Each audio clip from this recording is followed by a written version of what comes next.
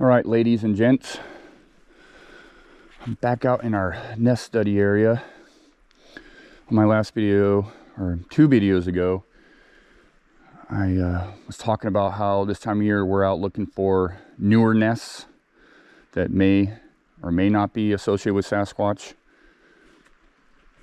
But they're very interesting to us based on, well, put it this way, I'm pretty confident Sasquatch is making them periodically. But I'm back out here, and what I'm doing is, and I'm talking and recording through my GoPro. But the way these nests have been found is, you probably hear that creek down below. It's a seasonal salmon creek. But the way they work is, you have I'm on a ridge line right now. And then you have these fingers that go, or plateaus that come off this ridge line. And then you have these deep ravines. So what you have here is a finger or plateau, and then it drops down into a deep ravine. And then you have another, another finger, another plateau. And that's where we've been finding these nests, on the tips of these plateaus. It's been, the last nest we found was, in the making. We walked in on something making one in February of 2020. Here we are in March. We think these nests are being made between, the tail end of February through March. And this area we haven't searched in a while, so I'm going to go down this creek, or excuse me, I'm going to go down this finger and check out this tip and see if there's any sign of nests or any new huckleberry breaks, any traffic. And then I may wait on going over to that finger. I don't know if I'll have enough time today. And I may try and make it down to the creek, see if there's any impressions down there, and maybe deploy a camera down there. But anyways, tally ho. Say hello, Mr. Squatch. Yeah, this is gonna be fun.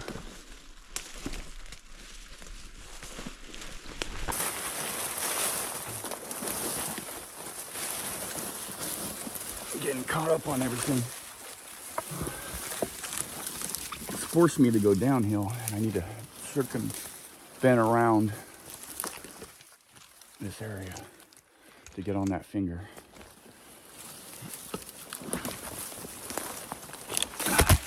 Thick and nasty.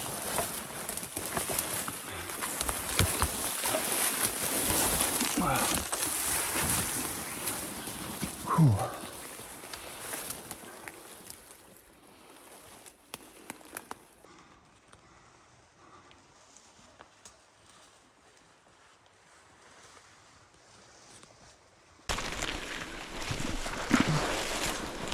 Making my way down this finger, this plateau.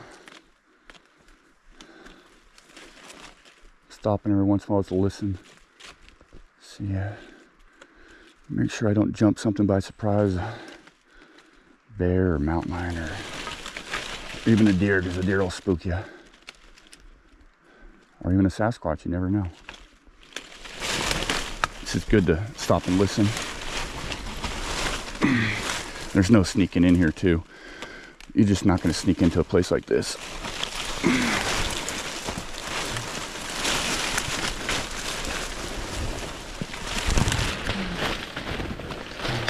Obstacles.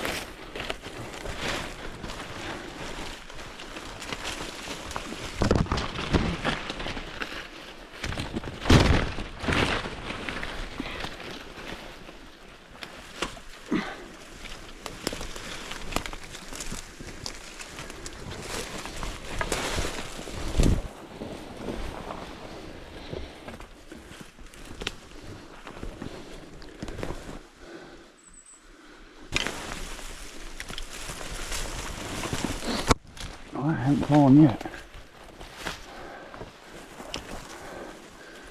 Always trying to find the path of least resistance, but out here, there's pretty much no such thing.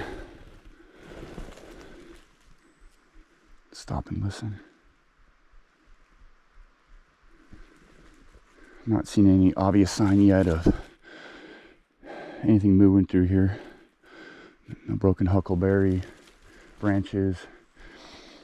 No clear paths or trails, which doesn't surprise me.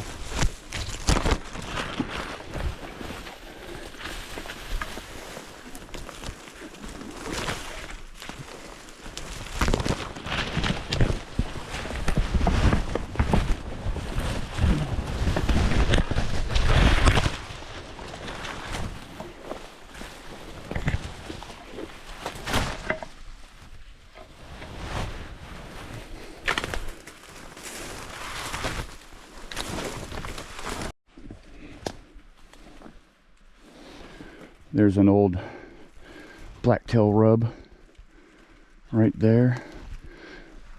It's probably a good sized blacktail. Blacktail live in this thick stuff. Blacktail deer. It's hard to hunt in areas like this.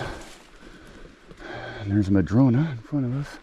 I love those trees, but anyways, I'm gonna try and get out to this. I'm on the outskirt, kind of making my way around this finger plateau. Gonna take a peek out here, see if we can see how steep this is.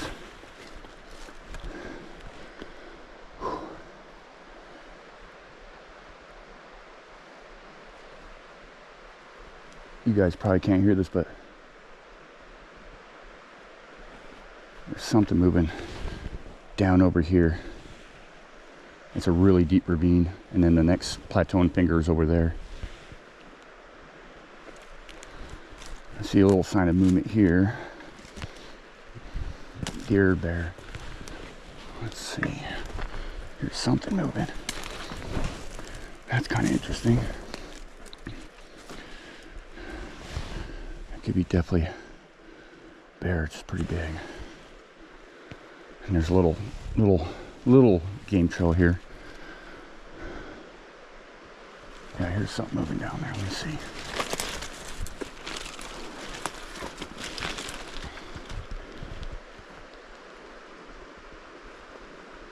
That river, that creek's so loud.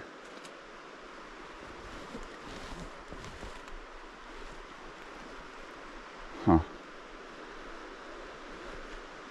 Well, honestly, it could be anything. Getting eyes on something down there next to zero. But I'm on a mission. I'm getting close to the tip of this plateau finger, and that's where I'm going to start really getting down to the nitty-gritty.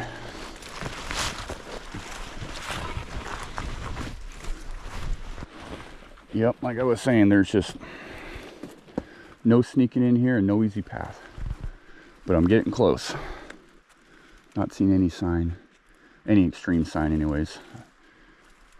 Just on that outer edge, there was a few tracks, a little game trail.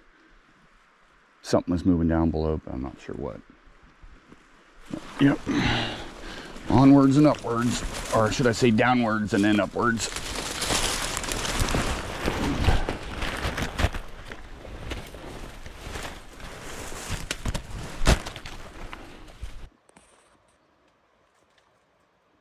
Another beautiful day out here in the nest area.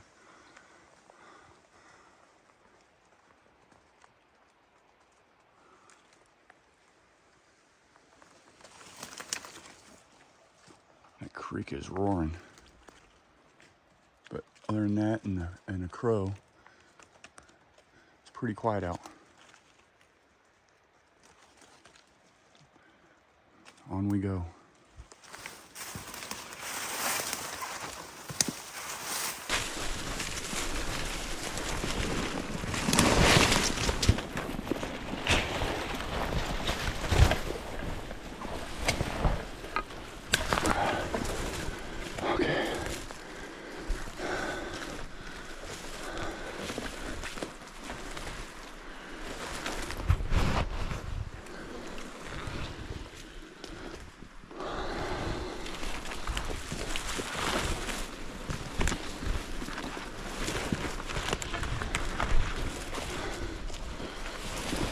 Oh.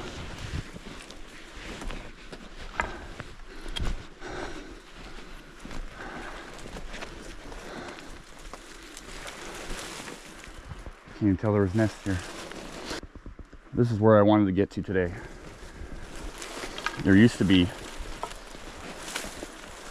a couple of nests right here, and you couldn't even tell. All this huckleberry was, all the tips were snapped off, broken, and there was a couple of nests right here, but no new nests, no sign of the old ones. Nature's taken over. It's been a number of years.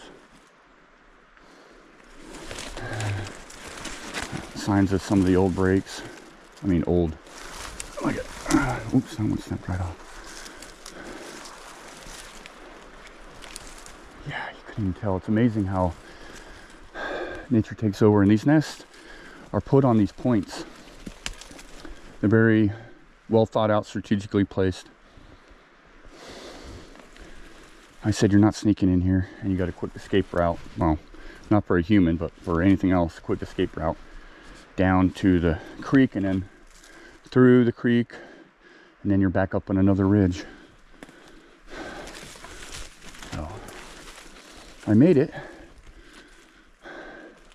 I have so much more searching to do. That's just one little drop in the bucket, but every one down, I can move on to the next finger and plateau location. Oh, wait a minute. Oh, no. Thought I saw a nice break, but it's a tree fall.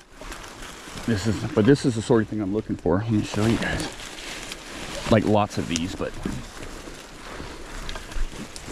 an example, and this is, like I said, this is from tree fall. You see this break here?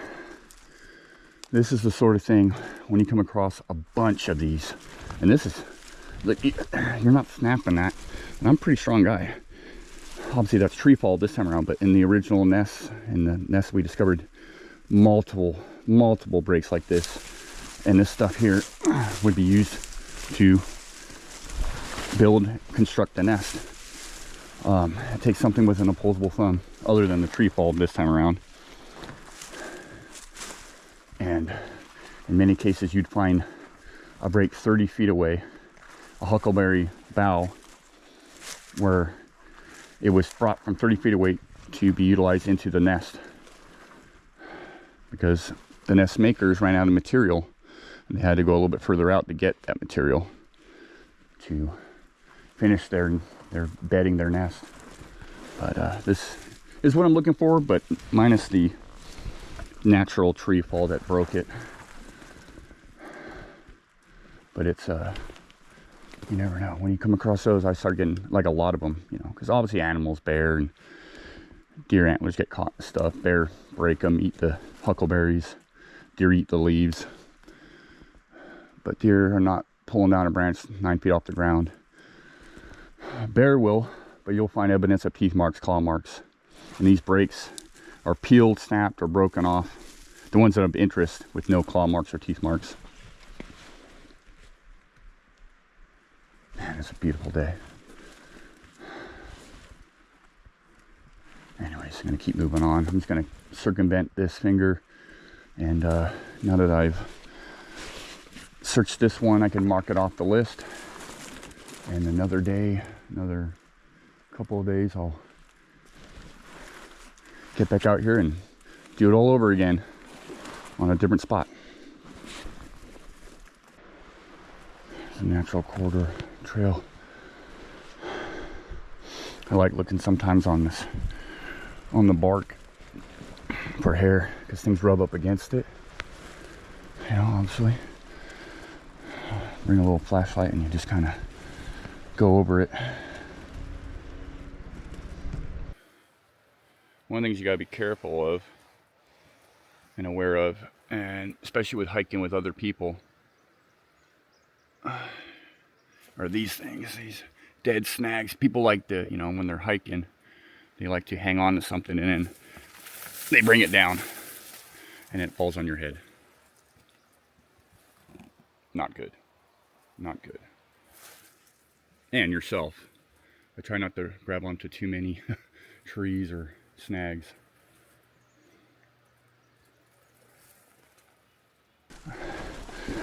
Man, I sure grunt a lot. You guys probably hear that on the film. I sound like an old man.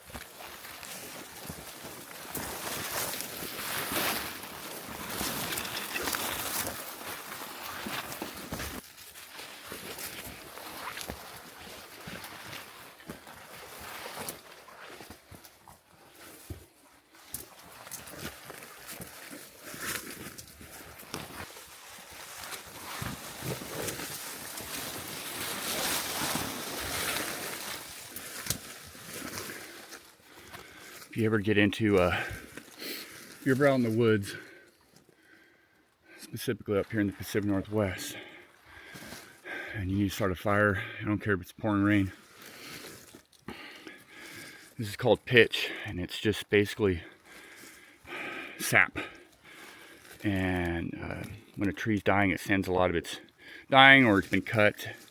The sap all kind of congregates in certain areas, especially like in a stump. Sends all the sap there and becomes really hardened, and this stuff will light up in the pouring rain. It's gotten me out of a few situations. It goes by different names. I call it pitchwood, but it could be a lifesaver.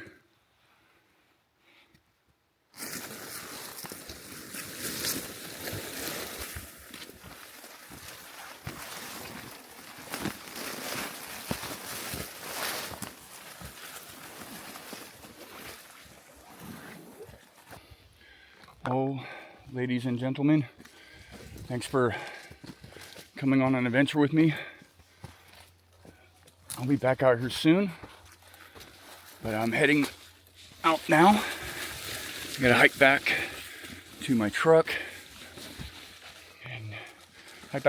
and get on out of here. So until next time, we got a lot of work to do, but man, is it fun. It's fun. Got my workout.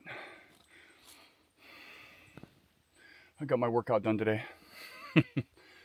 Ooh, but yeah, great adventure. Didn't really come across anything that screamed Sasquatch. I didn't really see much bear sign or deer, but this is one little portion of this vast area.